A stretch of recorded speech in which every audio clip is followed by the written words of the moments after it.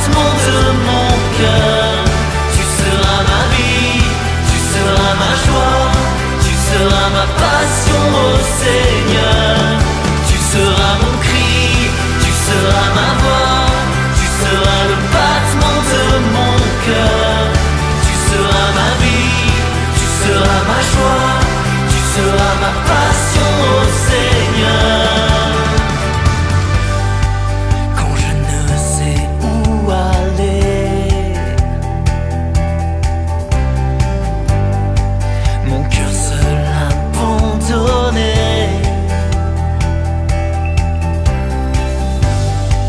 Quand je dois quitter ma terre pour découvrir ta lumière, dans mon histoire, au cœur de mes larmes, de mes nuits, je redirai. Tu seras mon cri, tu seras ma voix, tu seras le battement de mon cœur. Tu seras ma vie, tu seras ma joie, tu seras ma passion, ô Seigneur. Tu seras mon cri, tu seras ma voix, tu seras le battement de mon cœur. Tu seras ma vie, tu seras ma joie, tu seras ma passion, ô Seigneur. Dans mon histoire, au cœur de mes larmes, de mes nuits, je redirai. Tu seras mon cri, tu seras ma voix, tu seras le battement de mon cœur. Tu seras ma vie, tu seras ma joie, tu seras ma passion, ô Seigneur.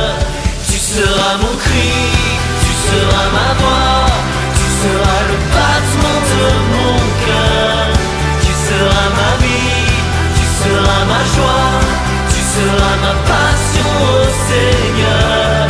Tu seras mon cri, tu seras ma voix, tu seras le battement de mon cœur. Tu seras ma vie, tu seras ma joie, tu seras ma passion, ô Seigneur.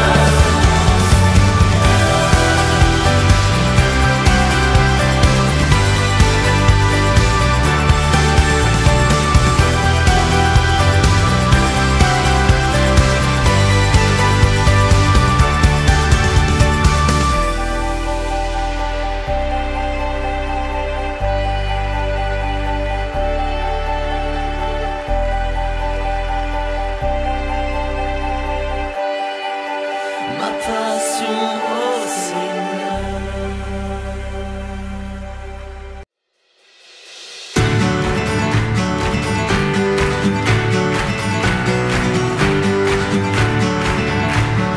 Souffle puissant qui créa l'univers, viens en nous, ô Saint-Esprit. Tu fais jaillir la vie et la lumière, viens en nous, ô Saint-Esprit. Pour qu'éclate un million de couleurs, viens en nous, ô Saint-Esprit. La liberté du feu créateur, viens en nous, ô Saint-Esprit. Viens en nous, ô Saint-Esprit. Tout se change en couleur à l'écho de ton cœur. Nous venons te louer, à ta voix tout s'éveille et nos vies s'émerveillent. Nous venons te louer, notre Dieu, notre roi, le sujet de notre joie. Nous venons te louer, te louer, te louer, louer, louer, louer.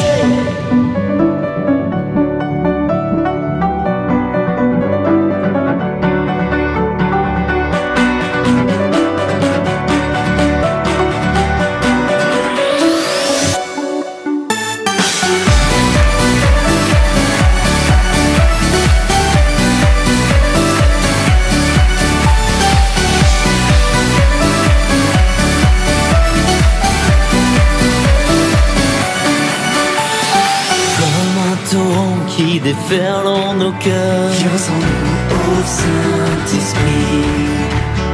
Un ouragan qui dissipe les peurs. Viens en nous, ô Saint-Esprit. Que résonne en nos vies ta promesse. Viens en nous, ô Saint-Esprit. Que nos cœurs soient remplis d'allégresse. Viens en nous, ô Saint-Esprit. Viens en nous, ô Saint-Esprit. Tout se change en couleur à l'écho de ton cœur. Nous venons te louer.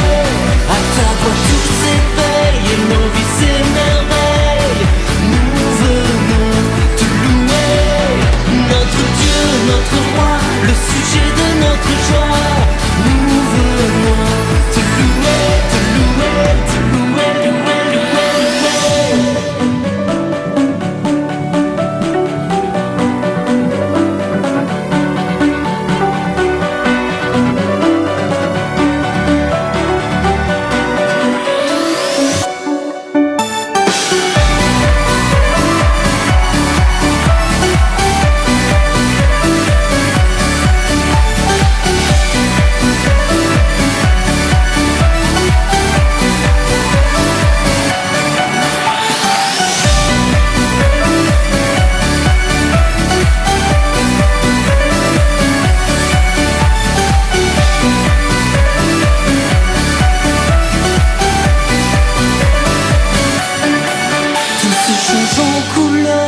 L'écho de ton cœur, nous venons te louer.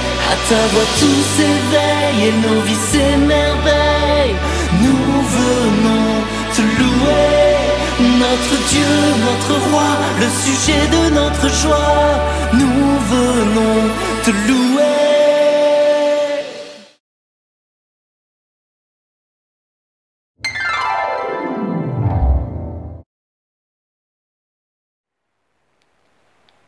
Chers amis, bonsoir, bienvenue pour cette émission de début de soirée, de milieu de semaine également, et qui vous est proposée comme régulièrement par le Centre évangélique Voironnais, la Cité de Lumière, et qui, je le rappelle, pour vous qui êtes des habitués de cette chaîne, se tourne généralement vers l'actualité de l'Évangile, ou l'Évangile de l'actualité, appelons-le comme l'on voudra, et qui, pour vous qui nous écoutez pour la première fois, eh bien, je vous souhaite à double titre la bienvenue à l'écoute de notre émission de ce soir.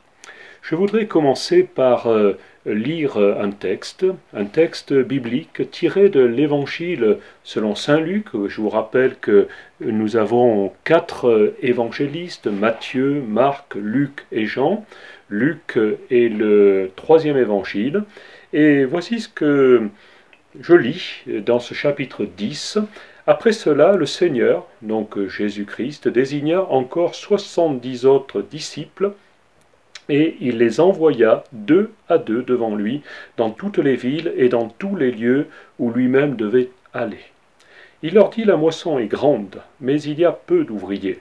Priez donc le maître de la moisson d'envoyer des ouvriers dans sa moisson. Partez, voici je vous envoie comme des agneaux au milieu des loups. Ne portez ni bourse, ni sac, ni souliers, et ne saluez personne en chemin. Dans quelque maison que vous entriez, dites d'abord que la paix soit sur cette maison. Et s'il se trouve là un enfant de paix, votre paix reposera sur lui, sinon elle reviendra à vous. Demeurez dans cette maison-là, mangeant et buvant ce qu'on vous donnera, car l'ouvrier mérite son salaire. N'allez pas de maison en maison. Dans quelque ville que vous entriez, et où l'on vous recevra, mangez ce qui vous sera présenté. Guérissez les malades qui s'y trouveront, et dites-leur: le royaume de Dieu s'est approché de vous. Voici un récit, on va dire, on pourrait presque appeler ça un fait divers, mais c'est beaucoup plus que cela. On se trouve dans une démarche où Jésus va choisir un certain nombre de personnes, 70 en l'occurrence, et les envoyer apporter son message. Quelque temps avant, le chapitre juste avant, il était question d'une chose tout à fait analogue, mais Jésus n'avait envoyé que 12 hommes, 12 disciples. Matthieu, Marc, il y avait Pierre, Jean, c'est les 12, ce que l'on a appelé plus tard les apôtres, apôtres signifiant tout simplement envoyés. Et cette fois-ci, eh bien, on se trouve avec 70 envoyés, 70 apôtres en quelque sorte, et avec un ordre de mission, ou alors un ordre de moisson, selon ce qu'on voudra trouver dans ce texte, puisque Jésus va parler d'une moisson qui doit être engrangée. Et 12 hommes, 70, pourquoi pas 450 ou 1000?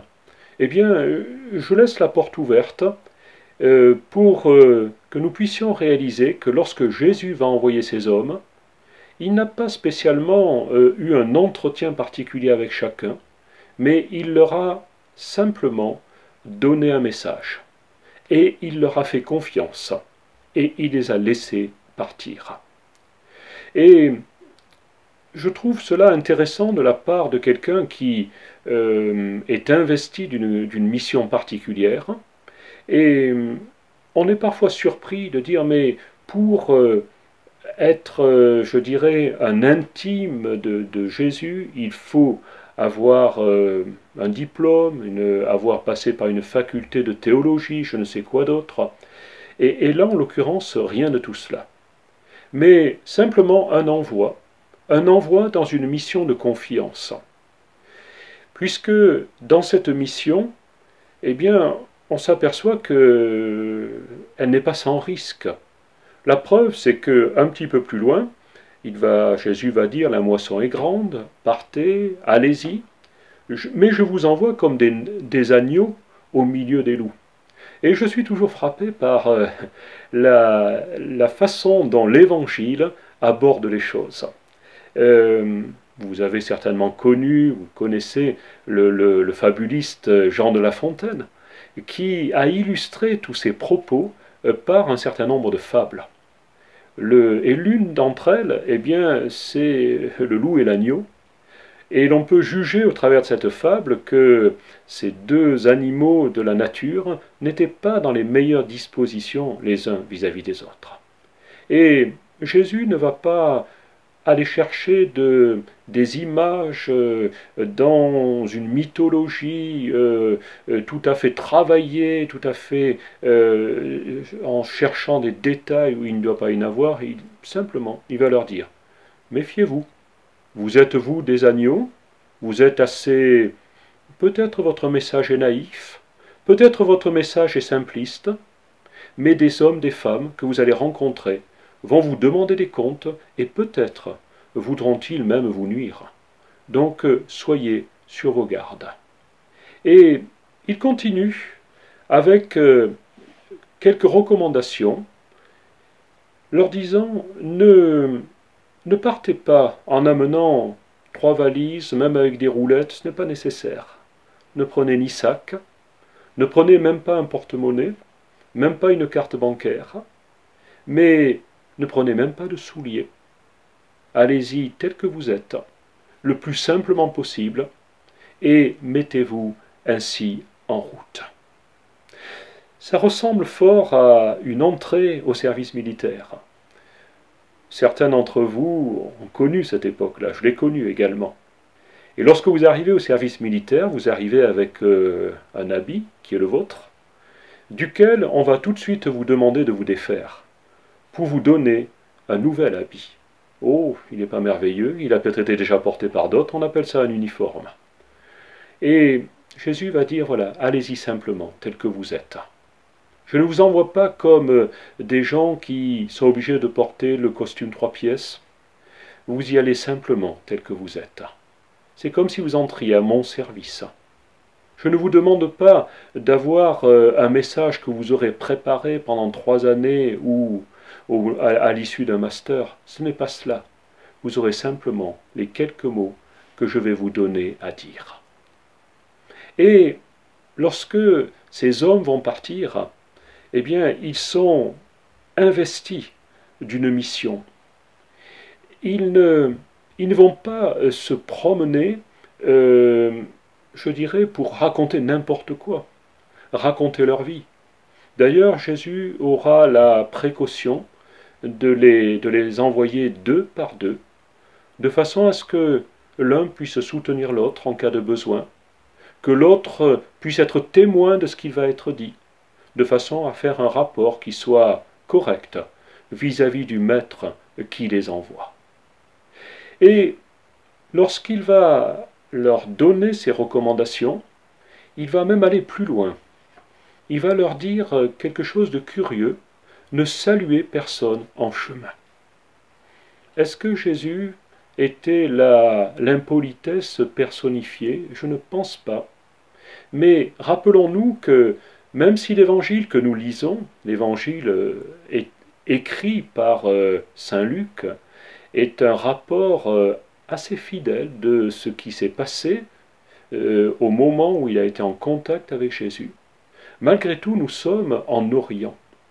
Et en Orient, eh bien, on parle. Vous allez dire, mais en Occident, on parle aussi pas mal. Mais oui, c'est vrai. Mais en même temps, il était tentant, lorsque l'on rencontrait quelqu'un, de s'arrêter et de lui dire bonjour, de s'attarder un peu auprès de lui et de lui demander de ses nouvelles, de sa famille, comment les choses se passent dans le village. Est-ce qu'il y a des nouvelles? Est-ce qu'il s'est passé quelque chose ces jours-ci? Et en faisant cela, eh bien, on pouvait fort bien passer complètement à côté de la mission. Parce que ces conversations entre gens de l'Orient, eh bien, sont souvent des conversations qui prennent du temps. C'est très agréable de parler avec les personnes qui viennent sur le pourtour du bassin méditerranéen, mais en même temps, vous passez beaucoup plus de temps que lorsque vous allez vous adresser, excusez-moi, je n'ai rien contre eux, mais contre un nordique. Quelqu'un qui vient du nord de l'Europe sera beaucoup plus rapide dans ce qu'il va dire. Et Jésus est prudent là-dessus. Il dit, ne saluez personne en chemin. Ne vous arrêtez pas. Continuez votre route, vous avez une mission à remplir. Et en faisant cela, eh bien, il s'assure que ces binômes de personnes qui l'envoient ne vont pas oublier le message. Je me souviens, il y a quelques années, j'avais la responsabilité d'une petite unité de travail, 45 personnes malgré tout, c'était pas énorme, mais c'était déjà ça. Et j'avais parmi mes agents un homme extrêmement serviable. Il était toujours prêt à rendre service. Et mon unité de travail se trouvait à 50 km du siège. Et régulièrement, nous avions des documents à faire passer, à apporter. Il fallait pour cela prendre un véhicule et se rendre, faire ses 50 km aller et 50 retour. Et cet homme, dans sa gentillesse, dans sa serviabilité, eh bien, était toujours présent dès qu'on l'appelait.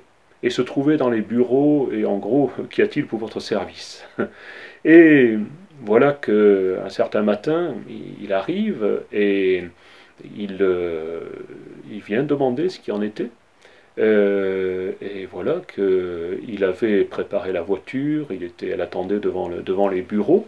Il monte dans la voiture, il prend la route et il arrive tout naturellement au siège, là où il devait remettre ses documents. Et pas plus tôt arrivé au siège, eh bien cet homme rappelle les bureaux et dit « Écoutez, je suis désolé, mais j'ai oublié les documents que je devais apporter. » Cela fait un petit peu sourire, mais c'était sa personnalité. Personne ne lui en a voulu, simplement, au lieu de faire ce jour-là 100 km, il en a fait 200, parce qu'il a fallu qu'il rapporte les documents une deuxième fois. Et voyez-vous, tellement pris par, je dirais, l'urgence de la tâche, tellement pris par peut-être le fait de prendre un petit moment pour discuter avec les personnes qui étaient au secrétariat, et de cela il en avait bien entendu le secret, eh bien, tous les documents qu'il devait apporter, il n'a eu plus qu'une chose à faire, c'est venir les rechercher une deuxième fois pour les rapporter également une deuxième fois. Et Jésus a voulu éviter peut-être cette façon d'aborder la chose, et il va dire non, ne saluez personne en chemin. Sachez que je vous ai confié une mission. La mission, c'est comme si vous alliez moissonner. Si vous allez moissonner, vous n'allez pas vendanger. Si vous allez cueillir les pommes, vous n'allez pas cueillir les poires, ou alors biner le jardin, je ne sais. Mais vous allez réellement faire ce qui doit être fait. Et Jésus, je dirais en manager également, en l'occurrence, savait à quoi il pouvait s'attendre. Il avait là 70 hommes, 35 binômes à gérer. Il savait que ces binômes n'étaient pas spécialement formés, spécialement expérimentés, et il leur a donné des consignes extrêmement simples, dépouillées. Vous ne prenez que le strict nécessaire, et vous ne direz, vous ne porterez le message que du strict nécessaire. Je vous propose d'avoir une petite pause dès maintenant, et nous nous retrouvons dans quelques instants pour la suite de notre récit, continuer à le découvrir ensemble, à nous l'approprier, à le vivre. Donc rendez-vous dans quelques instants, à tout à l'heure.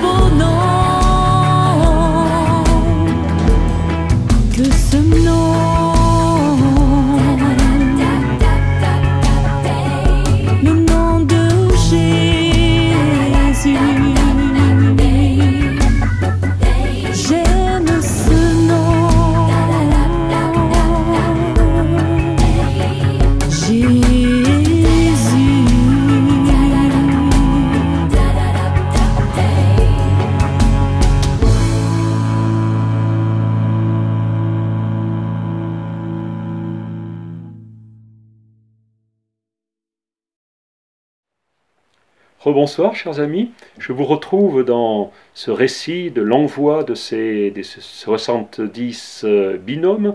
Il ne nous est d'ailleurs pas, j'allais dire 70 hommes, mais il ne nous est pas du tout dit qu'il s'agisse que d'hommes. Donc il peut y avoir des dames et certainement des binômes composés de dames qui avaient été envoyées par Jésus. Ce n'est pas certain, mais pourquoi pas.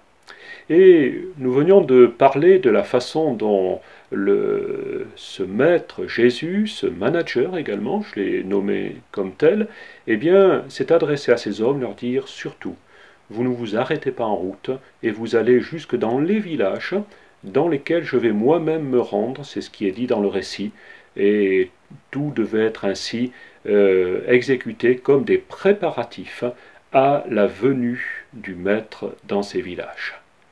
Et la façon d'aborder, de rentrer dans ce village, va être pour ces hommes également donnée par Jésus. Il ne laissera rien au hasard. Et ce qu'il va demander à ces hommes, ce qu'il va leur donner comme injonction, justement, il va leur dire, soyez polis. Si pendant le voyage vous n'avez adressé la parole à personne, là par contre vous allez parler. Et vous allez entrer dans une maison, celle qui vous paraîtra la plus accueillante, peut-être, il n'a pas donné de précision, mais dans quelque maison que vous entriez, dites d'abord que la paix soit sur cette maison. Autrement dit, il va leur faire donner la salutation habituelle que l'on prononçait en Israël et que l'on prononce encore actuellement, qui est la salutation de porter la paix, de porter le shalom. Et en entrant dans cette maison, eh bien ces deux personnes vont s'adresser aux occupants de la maison. Voilà, nous arrivons, nous venons de voyager, nous aimerions loger chez vous, puisque en ce temps-là, eh bien, il n'y avait pas les hôtels que nous connaissons maintenant, et on logeait forcément chez l'habitant. Et la chose importante pour ces habitants était d'être hospitaliers, justement. Et en entrant dans cette maison, eh bien, ces deux hommes prononçaient cette parole, deux hommes, ces deux femmes, ce binôme, que la paix soit sur cette maison, que le shalom soit sur cette maison. Et Jésus va être attentif à la façon dont ces gens vont répondre. Et si ces hommes répondent, si ces habitants de la maison répondent favorablement, on vous accueille, vous êtes les bienvenus. Et bien à ce moment, la paix va s'installer dans cette maison, va venir comme un cadeau. Et ce soir, je m'arrête un petit peu là-dessus, car la présence de cette paix est extrêmement importante. Elle est importante parce qu'elle vient non pas de ces deux hommes qui vont entrer dans la maison, de ces 35 binômes, mais elle vient de celui qui les envoie, qui, dans les Écritures, s'appelle lui-même le prince de la paix. Et je vous assure qu'en termes de salutation, eh bien, c'est tout à fait autre chose que ce que nous avons comme salutation dans notre langue française. Ce n'est pas indécent ce que nous avons. Bonjour, on souhaite un bonjour. Mais dès que, écoutez un peu, dès que vous avez souhaité ce bonjour, qu'allez-vous dire après? Oh là là, et qu'est-ce qui fait mauvais aujourd'hui? Qu'est-ce que la météo est capricieuse? Oh, on n'a jamais vu une chaleur pareille. Et puis ensuite il pleut, etc., etc. Ce n'est pas réellement une salutation paisible que celle-là. Alors que la salutation de ces deux hommes allait être tout à fait empreinte de la paix de celui qui les envoyait. Et Jésus va continuer en disant « Installez-vous dans cette maison », se souvenant de ce qu'il avait dit quelque temps auparavant, « Heureux ceux qui procurent la paix, parce qu'ils seront appelés fils de Dieu », émanant de Dieu, ceux qui sont envoyés par Dieu en quelque sorte. Et je ne peux pas m'empêcher de penser à ces différents endroits où Jésus lui-même a agi de cette façon-là. Il a tenu à entrer dans la maison de quelqu'un. On aurait pu dire, mais il est gonflé. Oui, mais on n'est pas dans cette situation d'hospitalité que connaissait cette époque. Et je vous assure que l'époque actuelle eh bien, est encore une époque hospitalière. Je suis allé il y a quelques années à Jérusalem et l'une des recommandations de celle qui était l'organisatrice du voyage, l'une de ses recommandations était de dire si vous vous perdez dans la ville à Jérusalem, si vous ne retrouvez pas votre route, n'hésitez surtout pas à interpeller quelqu'un, un local, et demandez-lui de vous prêter son téléphone et il est certain qu'il le fera. Je ne sais pas si nous ferions ça chez nous. J'ai également vécu vous savez, il y a un tram à Jérusalem, et j'ai vu, mais réellement, alors que nous étions un petit groupe tout à fait perdu devant la billetterie de ce tram, qui au passage a été fabriqué par la France, eh bien nous étions perdus. Nous ne savions pas comment faire, on pouvait mettre des pièces, la carte bancaire, même des billets. Et nous avons vu arriver une petite dame, c'est tout à fait touchant, qui est arrivée avec ses enfants, sa poussette, qui a interrompu toute son activité, qui a loupé son tram, et qui a pris la peine de nous dire, voilà, il faut faire comme ceci, comme cela. Et nous étions 3 ou 4, même, je crois que nous étions 5 ou 6 même, et chacun, elle s'est mise au service de ces 5 ou 6 personnes pour les aider. Quelle hospitalité! Moi, ça m'a touché, et ça me parle encore. Je me dis, Étienne, il faut que tu sois également hospitalier, il faut que tu sois serviable. Nous en avons besoin. Et dans ce passage, nous voyons ces hommes être accueillis comme des bien-aimés, comme des personnes importantes, et qui vont rester dans cette maison pendant toute la durée de leur séjour. Jésus a montré cet exemple, je le disais. Il avait une maison où il aimait particulièrement s'arrêter, la maison de 2 sœurs et de leurs frères, Lazare, Marthe et Marie, à 3 kilomètres de Jérusalem. Il aimait s'arrêter dans cette maison. Il était toujours le bienvenu.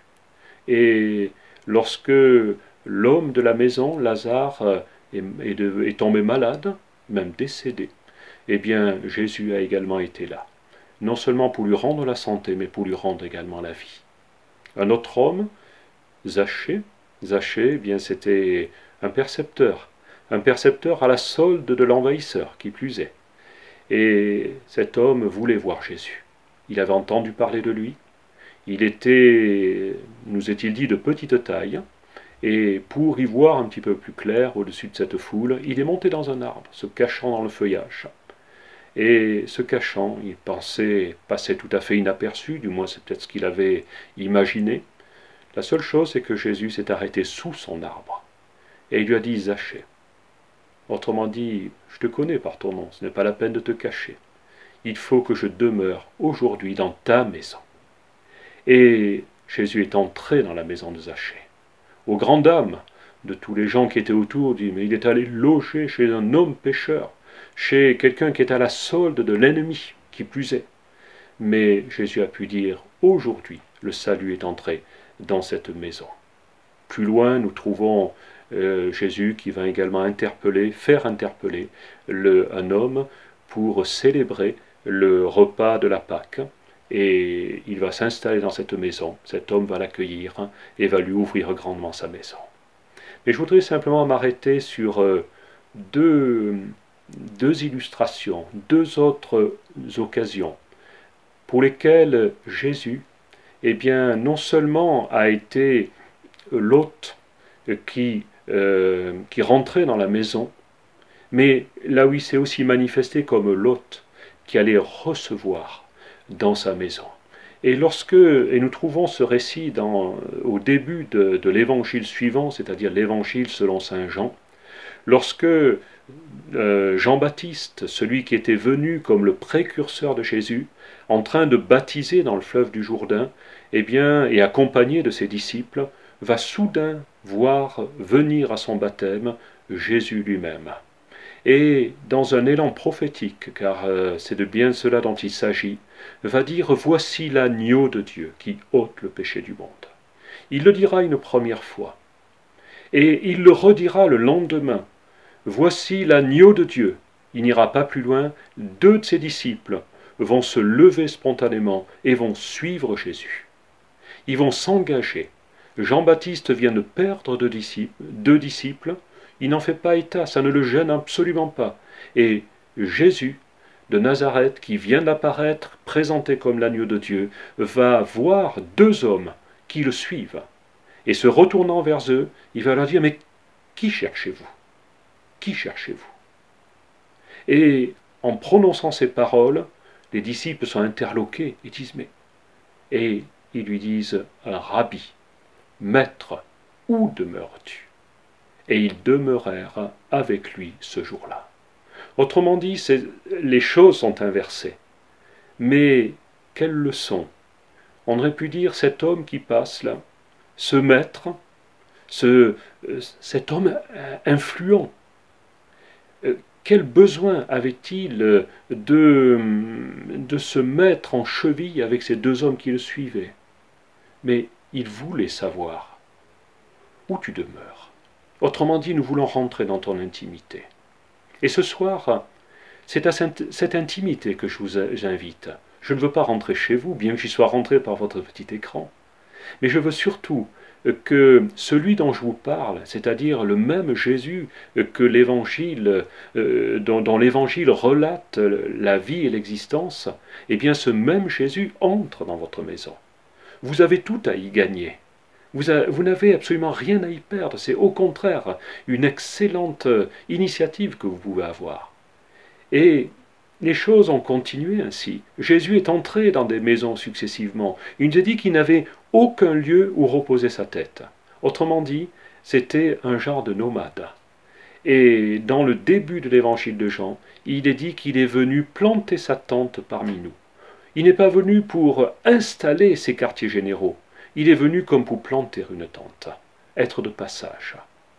Et il est tellement de passage que, bien longtemps après, à la fin de l'évangile de Luc, eh bien Jésus nous savons qu'il a été supplicié, crucifié, mais nous savons également qu'il est ressuscité. Et ressuscité, il va se diriger quelques jours, pratiquement le jour même où il est revenu à la vie, il va se diriger vers un village nommé Emmaüs.